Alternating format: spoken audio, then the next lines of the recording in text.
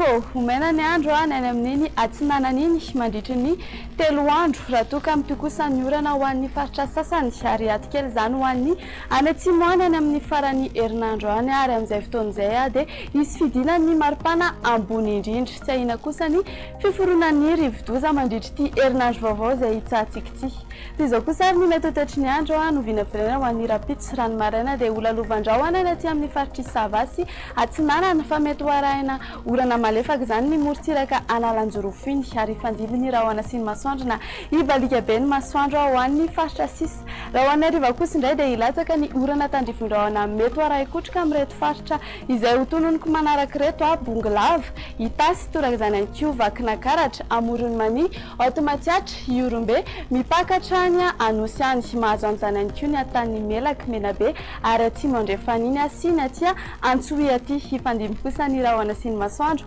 ho an'ny faritra sisa izay tsy voatonona teo. Toy izao ary ny maripana ny tombadimbanana ho an'ny rapitso ny taremarika ambany indrindra dia manome 40 degré celsius hitantsika eto Analamanga sy ny any Vakinakaratra any ho anareo any Fianarantsoa kosa dia 17 degré celsius. Ny maripana mafana indrindra kosa indray ary dia hitantsika any amin'ny manodidina ny Antsohy any 30 degré celsius izy raha ho an'ny rapitso. Toy izao kosa ary ny mety toetry ny andro andro tanàn-dehibe sy nosy manodidina antsika